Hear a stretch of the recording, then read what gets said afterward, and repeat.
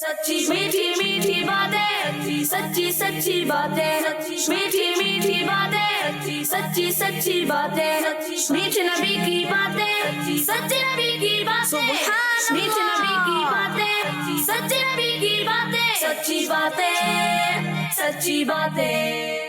अल्हम्दुलिल्लाहि रब्बिल आलमीन वस्सलातु वस्सलामु अला सय्यिदिल अंबियाइ वल मुरसलीन अम्मा बाद फ़अऊज़ु बिल्लाहि मिनश शैतानिर रजीम बिस्मिल्लाहिर रहमानिर रहीम। मदनी चैनल के नाज़रीन, प्यारे प्यारे बच्चों, हम लेकर आ गए एक मर्तबा फिर मदनी चैनल का प्रोग्राम जिसका नाम है सच्ची बातें। जी, सच्ची बातें। प्रोग्राम में क्या हुआ करता है जिसमें हम अच्छी अच्छी बातें सुना करते हैं, प्यारे आका अलैहिस्सलातु वस्सलाम के नामों के बारे में सुनते हैं, उन नामों को मतलब भी समझते हैं, है ना।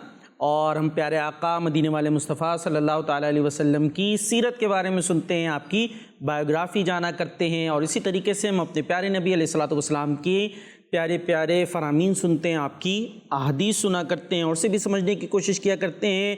तो सबसे पहले सुनते हैं दुरूद पाक की एक फ़जीलत। हमारे प्यारे नबी मक्की मदनी सल्लल्लाहु ताला अलैहि वसल्लम ने इरशाद फरमाया, जो शख्स दिन भर में मुझ पर 50 बार दुरूद पाक पढ़ेगा। कितनी बार? 50 बार। जी, 50 बार दुरूद पाक पढ़ेगा तो क़यामत के दिन मैं उससे मुसाफ़हा करूँगा। सुभान अल्लाह। क्या? मुसाफहा। अब ये मुसाफ़हा अदा तो हो गया, तो मतलब क्या अब इसका ये भी बताएं। हाथ मिलाऊंगा।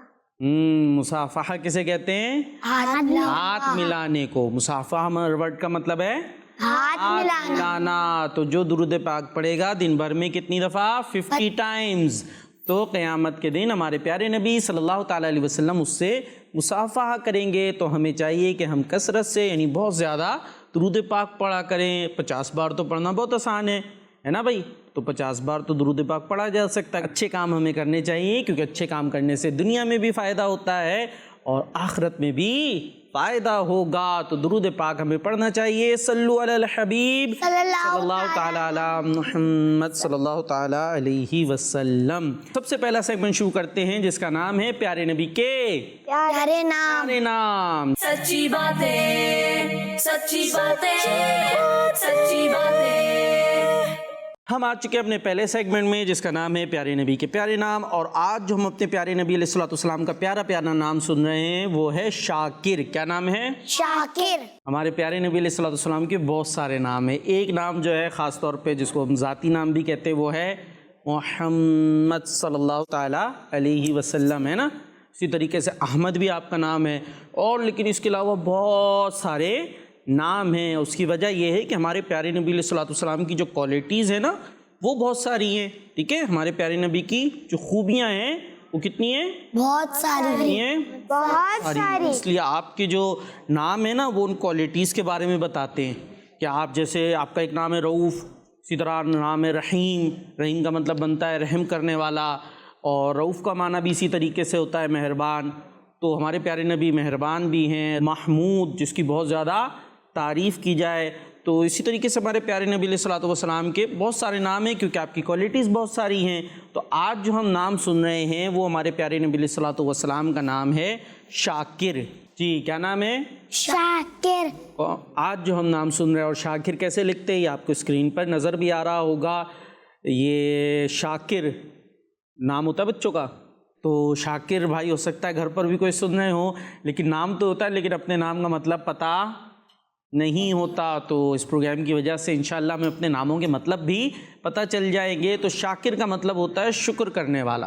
क्या होता है? शुक्र करने वाला। हाँ, शाकिर का मतलब होता है शुक्र अदा करने वाला। तो हमारे प्यारे नबी अलैहिस्सलाम के बहुत सारे नामों में एक प्यारा सा नाम है शाकिर। जी, और शाकिर का मतलब है शुक्र करने वाला। क्या है? शुक्र करने वाला, अदा करने वाला या शुक्र करने वाला। और हमारे प्यारे नबी अलैहिस्सलाम अल्लाह पाक का बहुत ज़्यादा शुक्र किया करते थे। अल्लाह पाक का बहुत ज़्यादा शुक्र अदा किया करते थे, इसलिए आपका नाम है शाकिर। तो हमें कोई नेमत मिले, कोई चीज़ मिले तो हमें क्या कहना चाहिए? शुक्र अल्हम्दुलिल्लाह। अल्हम्दुलिल्लाह कहें।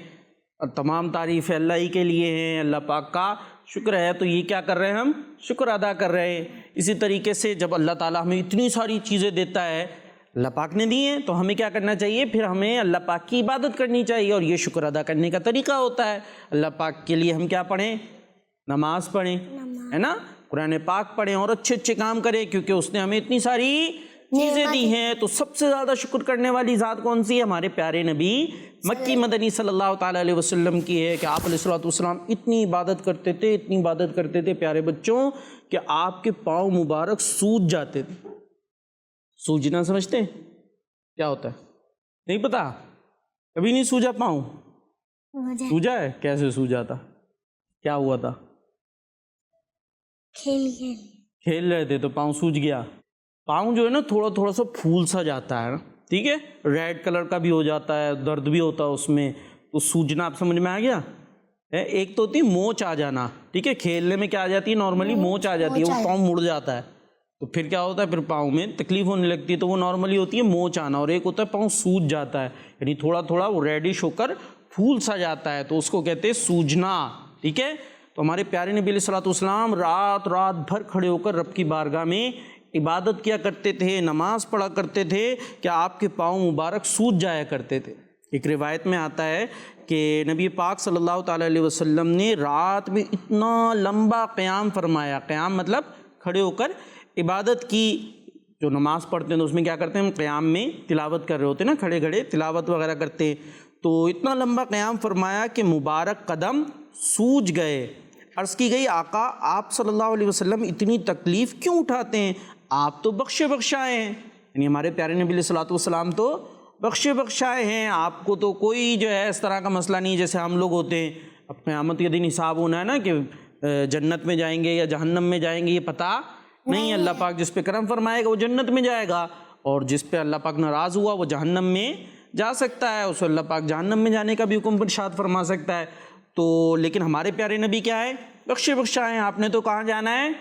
جنت میں، بلکہ آپ کے صدقے لاکھوں کروڑوں جنت میں جائیں گے، اس کے باوجود آپ کیا کر رہے ہیں؟ اتنی زیادہ عبادت کر رہے ہیں۔ تو آپ سے پوچھا آپ تو بخشے بخشائے ہیں، پھر آپ اتنی عبادت کیوں کر رہے ہیں؟ ہمیں زیادہ کرنی چاہیے، ہمیں تو پتہ نہیں نا ہم نے کہاں جانا ہے، تو ہمیں زیادہ عبادت کرنی چاہیے تاکہ جنت میں جائیں۔ لیکن سب سے زیادہ عبادت کرنے والے تو ہمارے پیارے نبی علیہ الصلوۃ والسلام ہیں، اور آپ ہیں بھی بخشے بخشائے۔ تو ارشاد فرمایا کیا میں شکر گزار بندہ نہ بنوں؟ یعنی یہ عبادت کرنا کیا ہے؟ شکر گزاری ہے، کہ اللہ پاک نے اتنی نعمتیں عطا فرمائی، تو اس کی شکر گزاری میں اس کی عبادت کرنی چاہیے۔ تو بچوں کو کیا کرنا چاہیے؟ کیسے شکر ادا کریں گے؟ شکر الحمدللہ، بس یہی بولنا، اور کچھ نہیں کرنا۔ عبادت کرنی چاہیے، کیسے کریں گے عبادت؟ نماز پڑھیں گے، قرآن پاک کی تلاوت جی، اور کیسے ہوتی ہے عبادت؟ دعا کر کے ہوتی ہے۔ ہاں بھائی، دعا کر کے بھی عبادت ہوتی ہے۔ تو ہمارے پیارے نبی علیہ الصلوۃ والسلام کا آج کون سا نام سنا ہے ہم نے؟ شاکر۔ جی، کون سا نام سنا ہے؟ شاکر۔ شاکر۔ اور اب چلتے اپنے نیکسٹ سیگمنٹ کی طرف، جس کا نام ہے ایسے ہیں ہمارے پیارے نبی۔ سچی باتیں، سچی باتیں، سچی باتیں۔ جی، تو ہمارا دوسرا سیگمنٹ شروع ہو گیا ہے، ایسے ہیں ہمارے پیارے نبی۔ اور کیسے ہیں ہمارے پیارے نبی؟ بہت اچھے۔ کیسے ہیں ہمارے پیارے نبی؟ بہت اچھے۔ ہاں، بہت اچھے ہیں، اسی لیے تو ہم اپنے پیارے نبی علیہ الصلوۃ والسلام سے بہت محبت کرتے ہیں۔ بہرحال ہم اپنے پیارے نبی علیہ الصلوۃ والسلام کی سیرت سن رہے تھے، اور یہ کنٹینیوسلی سن رہے ہیں نا، ٹھیک ہے جی۔ پیارے پیارے بچوں، ہمارے پیارے نبی علیہ الصلوۃ والسلام کا بچپن، پھر آپ مزید بڑے ہوئے، پھر اعلان نبوت، یہ ساری چیزیں ہم نے اپنے اس پروگرام میں بیان کی ہیں۔ آپ جنہوں نے سنا ہے انہوں نے سنا ہے، اور جنہوں نے نہیں سنا وہ کیا کریں بھائی؟ کیا کریں؟ کیسے سنیں؟ کڈز مدنی چینل پر جا کر۔ جی، یوٹیوب پہ کڈز مدنی چینل کے نام سے پیج موجود ہے، وہاں پر جائیں، اور سچی باتیں پروگرام یہ آپ سرچ کریں گے تو ہمارا پروگرام آپ کے سامنے آ جائے گا۔ اس پروگرام کے اندر آپ پچھلی ایپیسوڈز دیکھیں گے جو ہم نے بیان کیا تھا اپنے پیارے نبی علیہ الصلوۃ والسلام کی بایوگرافی، آپ کی سیرت، وہ آپ کو وہاں پر مل جائے گی۔ اور اب کیا سننے جا رہے ہیں ہم؟ ایسے ہمارے پیارے نبی۔ اس میں ہم آگے جو واقعہ بیان کرنے جا رہے ہیں، ہم کنٹینیوسلی چل رہے تھے نا، تو اس میں ہماری جو بات پہنچی تھی وہ یہاں تک پہنچی تھی کہ جب غیر مسلموں نے ہمارے پیارے نبی صلی اللہ تعالیٰ علیہ وسلم کو اور صحابہ اکرام کو بہت زیادہ تنگ کیا، تو آپ نے کیا فرمایا تھا اپنے صحابہ اکرام کو کہ آپ یہاں سے مائیگریٹ کر جائیں، ہجرت کر جائیں، اور کہاں جائیں؟ حبشہ، یہ ایک ایریا تھا، وہاں چلے جائیں۔ پھر اس کے بارے میں ہم نے آپ کو تفصیل سے بتایا کہ وہاں کیا واقعات پیش آئے۔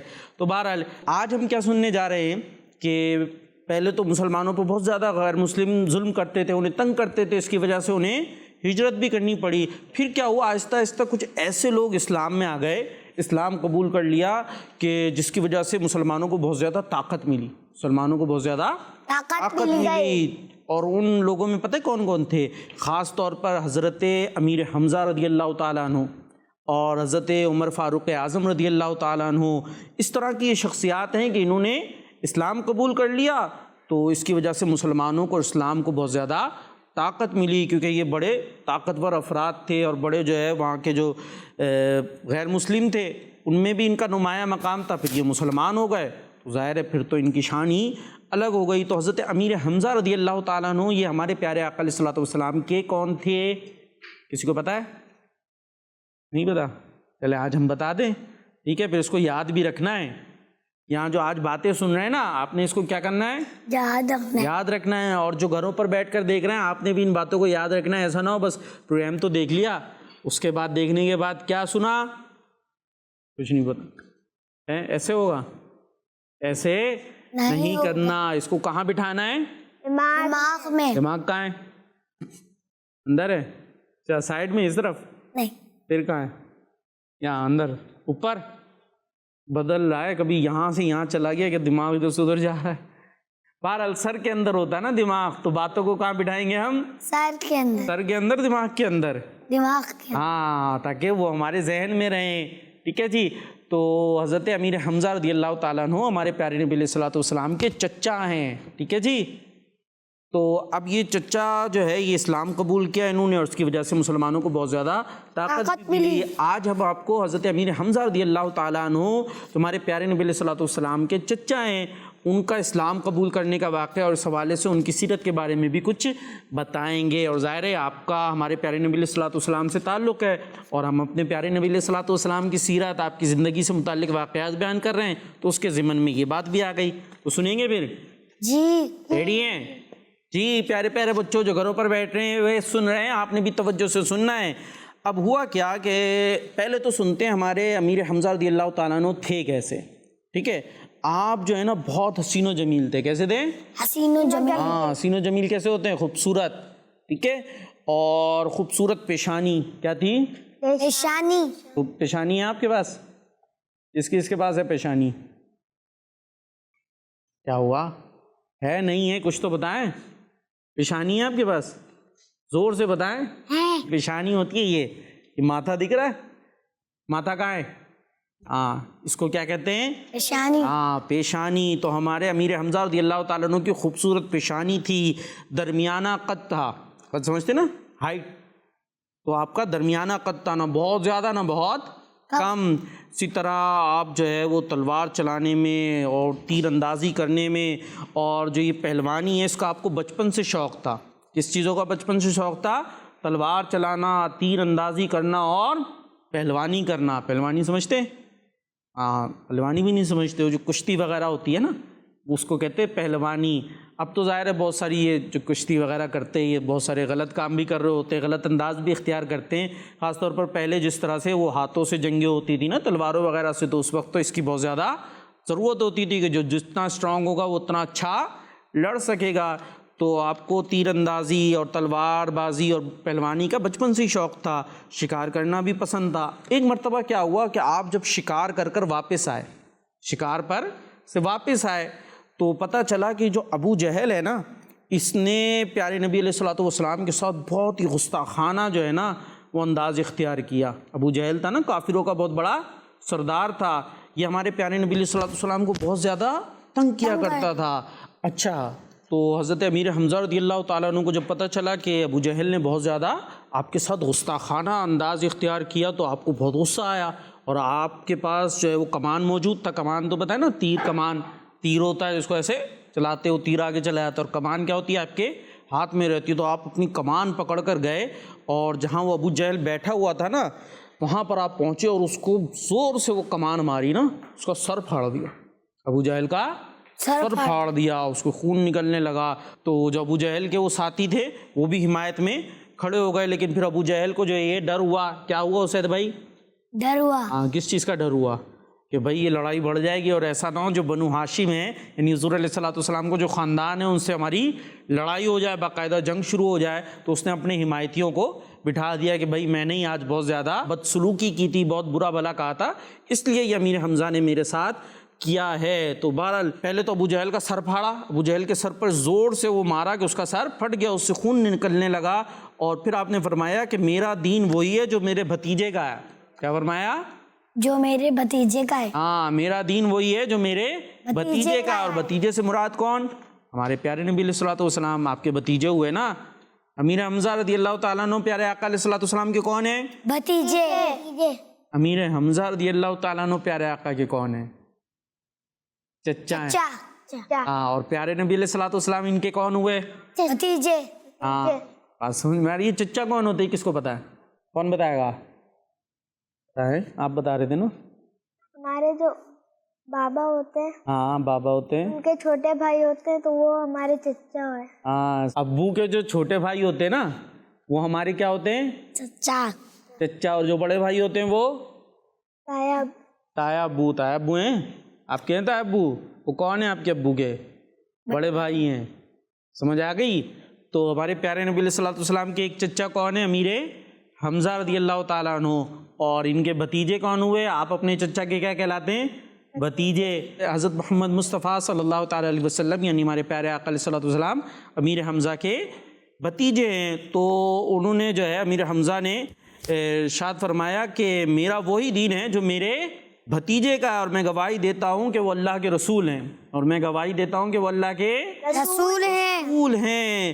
اور اگر تم سچے ہو تو مجھے مسلمان ہونے سے روک کر دکھاؤ۔ کو غصہ آ گیا تھا نا کہ یہ بہت زیادہ پیارے نبی علیہ الصلوۃ والسلام کو تنگ کر رہا، اس کا سر پھاڑا اور بولا میرا بھی دین وہی ہے جو پیارے نبی علیہ الصلوۃ والسلام کا دین ہے، اور اگر تم سچے ہو تو مجھے مسلمان ہونے سے روک کر دکھاؤ۔ تو بہرحال اس کے جو ساتھی تھے وہ بھی کھڑے ہوئے، اور پھر معاملہ بڑھنے لگا تو معاملہ وہاں سے رفع دفع ہو گیا۔ تو بہرحال پھر جو ہے حضرت امیر حمزہ رضی اللہ تعالیٰ عنہ واپس آ گئے۔ اب جب واپس آئے نا تو رات کو جب آپ لیٹے تو شیطان نے تھوڑے وسوسے ڈالنا شروع کیے نا کہ بھائی تم تو قریش کے سرداروں میں سے ہو، تم اپنا دین چھوڑ دو گے، پہلے تو یہ مسلمان نہیں تھے نا، تو اس طرح کے خیالات دل میں آنے لگے کہ تم اپنا دین چھوڑ دو گے۔ تو پھر ساری رات وہ بڑے بے قرار رہے۔ پھر اگلے دن جو ہے وہ پیارے آقا علیہ الصلوۃ والسلام کی بارگاہ میں حاضر ہو گئے، اور جو پریشانی تھی اس کا حل چاہا تو ہمارے پیارے نبی علیہ الصلوۃ والسلام نے ان کی طرف توجہ فرمائی اور اسلام کے حق اور سچ ہونے کو بیان کیا کہ آپ تسلی رکھے کہ جو آپ اسلام قبول کر رہے ہیں یہ کیا ہے؟ سچا دین ہے، یہ سچا دین ہے، یہ درست راہ ہے، اس پہ ہی چل کر آدمی جنت میں جائے گا۔ تو کچھ ہی دیر بعد آپ رضی اللہ تعالیٰ عنہ کے دل میں اسلام کی سچائی آ گئی، اور آپ نے کہا کہ بلا شک و شبہ آپ جو فرماتے ہیں وہ سچ ہے، یعنی آپ اللہ پاک کے رسول ہیں، اور آپ نے اسلام قبول کر لیا۔ تو حضرت امیر حمزہ رضی اللہ تعالیٰ عنہ کیا ہو گئے؟ مسلمان ہو گئے جی۔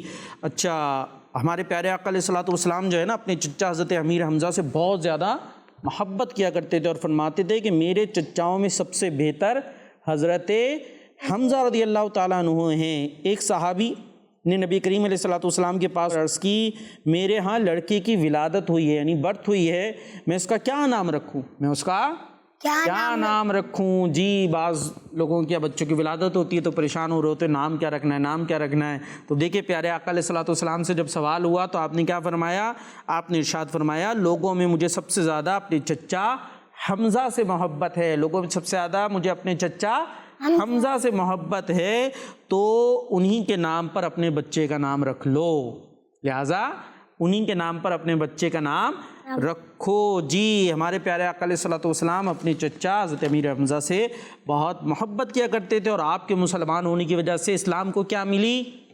طاقت۔ کیا ملی؟ طاقت ملی، کیونکہ آپ بہت طاقتور تھے، آپ بہت طاقتور تھے، اس لیے آپ کی وجہ سے اسلام کو بھی طاقت ملی۔ غزوہ احد کے اندر بھی آپ شریک ہوئے، اور اسلام کی راہ میں پھر غزوہ احد کے اندر ہی آپ شہید ہو گئے تھے، اور آپ کا مزار جو ہے وہ جہاں غزوہ احد ہوئی تھی نا، یعنی جو احد پہاڑ ہے اس کے دامن میں، یعنی اس کے قریب ہی آپ کا مزار موجود ہے جی۔ تو آج ہم نے امیر حمزہ رضی اللہ تعالیٰ عنہ کے بارے میں سنا، اور ہمارا سیگمنٹ ہے ایسے ہمارے پیارے نبی، چونکہ ہمارے پیارے نبی علیہ الصلوۃ والسلام کے بہت ہی پیارے چچا امیر حمزہ ہیں، لہٰذا ان کا ذکر بھی ہم نے اس سیگمنٹ کے اندر سنا ہے۔ اور اب چلتے ہیں ہم اپنے نیکسٹ سیگمنٹ کی طرف، جس کا نام ہے سچے نبی کی سچی باتیں۔ جی سچے نبی کی سچی باتیں۔ سچی باتیں، سچی باتیں، سچی باتیں۔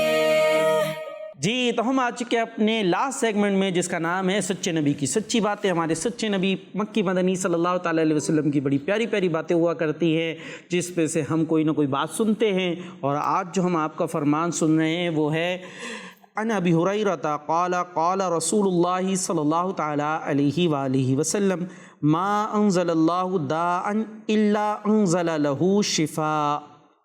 یعنی حضرت ابو ہریرہ رضی اللہ تعالیٰ عنہ سے روایت ہے کہ اللہ کے رسول صلی اللہ تعالیٰ علیہ وآلہ وسلم نے فرمایا، اللہ پاک نے کوئی ایسی بیماری پیدا نہیں فرمائی جس کے لیے شفا یعنی دوا نہ اتاری ہو، جس کے لیے شفا یعنی دوا نہ اتاری ہو۔ جی تو یہ تھی حدیث پاک کہ جس میں ہمارے پیارے نبی علیہ الصلوۃ والسلام نے کیا ارشاد فرمایا کہ اللہ پاک نے کوئی ایسی بیماری نہیں اتاری کہ جس کی دوا نہ ہو۔ دوا بھی اتاری ہے، لیکن یہ ہے کہ بعض اوقات بیمار ہوتے ہیں، بیمار ہو کر کیا ہوتا ہے، انتقال ہو جاتا ہے نا، صحیح نہیں ہو پاتے۔ تو مطلب کیا ہے کہ اس کے لیے موت کا وقت مقرر تھا کہ اسی بیماری میں اسے موت آنی ہے، تو پھر وہ صحیح نہیں ہوگا۔ اور جس کی قسمت میں ہوتا ہے کہ جناب اس کو ٹھیک بھی ہونا ہے، بیمار ہو کر ٹھیک بھی ہو جاتے ہیں، بخار ہوتا ہے، نزلہ ہوتا ہے، زکام ہوتا ہے، بہت ساری اور بھی بیماریاں ہوتی ہیں، لیکن اس کے بعد ٹھیک بھی ہو جاتے ہیں۔ تو ہوتا کیا ہے کہ اللہ پاک چاہتا ہے کہ اس کو شفا مل جائے، تو وہ جو ڈاکٹر ہے اس کا دماغ جو ہے اس کی دوا تک پہنچ جاتا ہے کہ اس کو کون سی دوا دی جائے تو اس کو شفا مل جائے گی۔ پھر اللہ پاک کا حکم ہوتا ہے، تو وہ جب وہ دوا کھاتا ہے تو اس کو شفا بھی مل جاتی ہے۔ بعض اوقات دوا کھاتے ہیں لیکن شفا نہیں ملتی، کیونکہ اللہ پاک کی طرف سے ایک چیز ہوتی ہے کہ اللہ پاک کی طرف سے یہ مقدر ہے کہ بھئی اس کو اس ٹائم تک بیمار رہنا ہے، یا اس بیماری میں ہی اس کو انتقال ہونا ہے، اسے صحیح نہیں ہونا، تو پھر اس کو دوا بھی اثر نہیں کرتی۔ اور اگر اللہ پاک کو منظور ہوتا ہے کہ اس کو شفا ملنی ہے یعنی صحیح ہو جانا ہے دوبارہ سے، تو پھر کیا ہوتا ہے، پھر وہ دوا اثر کر جاتی ہے اور ہم صحیح ہو جاتے ہیں۔ بات سمجھ میں آ رہی ہے؟ اللہ پاک نے ہر مرض کی دوا اتاری ہے، لیکن ڈاکٹر صاحب کو پتہ ہو یہ ضروری نہیں ہوتا۔ اور اگر اللہ پاک چاہتا ہے کہ بھئی یہ دوا کھا کے یہ بندہ ٹھیک ہو جائے، تو کیا ہوتا ہے، ڈاکٹر صاحب کا دماغ اس دوا تک پہنچ جاتا ہے اور وہ بتا دیتے ہیں یہ بھئی یہ والی دوا کھا لے، اس سے صحیح ہو جائیں گے۔ اور پھر دوا کھانے کے بعد بھی کیا ہوتا ہے، سم ٹائم ہم صحیح نہیں ہو رہے ہوتے، تو اس کے بارے میں ہم نے کیا بتایا کہ یہ بھی ظاہر ہے ہر چیز اللہ پاک کی طرف سے۔ حقیقت میں شفا دینے والی ذات کس کی ہے؟ اللہ تعالیٰ کی۔ ہاں، اللہ پاک چاہتا ہے تو دوا اثر کرتی ہے، ورنہ دوا اثر نہیں کرتی۔ جی اسی طریقے سے دو مرض ایسے جس کی کوئی دوا نہیں ہے۔ ویسے تو ہر مرض کی دوا ہے، اچھا ہر مرض کی دوا ہے، لیکن ضروری نہیں کہ ہمیں پتہ ہو۔ بعض مرض ہوتے ہیں نا کہ جناب اس کی دوائی نہیں مل رہی، وہ کہہ بھی دیتے یہ لا علاج ہے، اس کا کوئی علاج ہی نہیں ہے، تو مطلب کیا ہوتا ہے، ہمیں نہیں پتہ، ہمیں نہیں پتہ۔ اللہ پاک نے ضرور اس کی دوا اتاری ہے، ہر چیز کا ہمیں پتہ ہو یہ ضروری بھی تو نہیں ہوتا نا، ٹھیک ہے۔ تو لیکن دو مرض ایسے جس کی کوئی دوا نہیں ہے۔ کسی کو پتہ ہے کون سے مرض ہیں؟ نہیں پتہ۔ ایک ہے موت۔ کون سا مرض ہے؟ موت۔ ہاں، مطلب یہ کہ جس کو موت آنی ہے اس کو موت آ کر رہے گی، ایسا نہیں ہو سکتا کہ جس کو موت آنی ہے اس کو موت نہ آئے۔ تو موت تو ہر صورت میں آنی ہوتی ہے۔ اور ایک مرض ہے بڑھاپا۔ کون سا مرض ہے؟ بڑھاپا۔ یہ کب آتا ہے بھائی؟ بڑھاپا کب آتا ہے معراج بھائی؟ کیا مسکرانے سے آتا ہے؟ مسکرا رہے ہیں، ہم آپ سے پوچھے بڑھاپا کب آتا ہے، آپ مسکرا رہے ہیں آگے سے، نہیں آتا؟ اچھا بڑھاپا ہوتا کیسا ہے، کیا ہوتا ہے؟ کچھ نہیں پتا جی؟ کیا ہوتا ہے بڑھاپا؟ اسید بھائی سے پوچھنے تھے نا، کیا ہوتا ہے؟ نہیں پتا؟ ارے بھائی دیکھیں ہم یہاں آپ سے بات کر رہے ہیں اور یہ سب کے لیے سیکھنے کے لیے، چاہے اسکول میں ٹیوشن میں کہیں بھی ہو۔ اب وہ ٹیچر آپ کو پڑھا رہے ہوتے ہیں اور پڑھاتے ہوئے ہم کیا کہتے ہیں، بلکہ کہے نہیں کہے یوں گردن ہلتی رہتی۔ کیسے ہلتی گردن؟ ایسے ایسے نا۔ وہ ٹیچر پوچھ رہے ہیں سمجھ میں آ گیا؟ ہم نے کیسے اشارہ کیا؟ کیسے کیا؟ ہاں ایسے ایسے ہلا دیا۔ اور اگر وہ آگے سے پوچھ لے کیا سمجھ میں آیا، پھر اس کے بعد یوں مسکرا دیتے۔ بڑھاپا۔ ابھی تو بڑھاپا چھوڑ دیں، تھوڑی دیر کے لیے ہم بچوں کا انداز بتا رہے ہیں کہ ویسے گردن ہلتی رہتی ہے, اگر پوچھ لیا کیا سمجھ میں آیا تو پھر منہ کھل جاتا ہے, کیونکہ کچھ سمجھ میں نہیں آیا ہوتا, بات سمجھ ہی نہیں آ رہی ہوتی ہے. جب ہمیں کوئی چیز نہیں سمجھ میں آ رہی ہو تو ہمیں گردنیں نہیں لانی, بلکہ ہینڈ ریز کر کے کوشچن کرنا ہے. ٹھیک ہے اسید بھائی, ادھر ادھر نہیں دیکھنا, پہلے تو توجہ سے بات سننی ہے. ٹھیک ہے جی, اور اس کے بعد اگر کوئی بات سمجھ میں نہ آئے تو کیا کرنا ہے, ہینڈ ریز کر کے کوشچن کر لیں کہ بھائی یہ بات تو سمجھ ہی نہیں آ رہی, یہ ورڈ تو پتہ ہی نہیں چل رہا. اب میں بڑھاپا بولا جاؤں, آپ کو بڑھاپا سمجھ ہی نہ آئے تو بات سمجھ میں آئے گی نہیں. اور میں پوچھوں سمجھ میں آ گیا, آپ نے آواز لگا دی جی, تو یہ تو پھر اور غلط بات ہو جائے گی, ہے نا بھائی, جھوٹ بھی ہو جائے گا. تو جو چیز سمجھ میں نہ آئے ہمیں کیا کرنا چاہیے, ہینڈ ریز کر کے کوسچن ہاں کوشچن کر لینا چاہیے, تو سمجھ میں آ جائے گی, ورنہ پھر مشکل ہو جائے گی. تو بڑھاپا کیا ہوتا ہے, جب ہم بوڑھے ہو جاتے. پہلے ابھی ہم کیا ہیں, بچے. ابھی کیا ہیں آپ, بچے ہیں, پھر کیا ہوں گے, بڑے ہوں گے, پھر کیا ہوں گے, بوڑھے. ہاں اب سمجھ میں آ گئی. پہلے بچے ہیں, پھر بڑے ہوں گے, یعنی جوان ہوں گے, نوجوان ہوں گے, جوان ہوں گے, پھر ادھیڑ عمر بھی کہتے ہیں جب تھوڑی اور زیادہ ہو جاتی ہے. پھر اس کے بعد ایک وقت کیا ہوتا ہے, بوڑھے ہو جاتے ہیں. کیسے بوڑھے ہوتے ہیں, کمر تھوڑی سی جھک جاتی ہے, بوڑھا تو دیکھا ہوگا نا, تو بوڑھے ہو جاتے ہیں.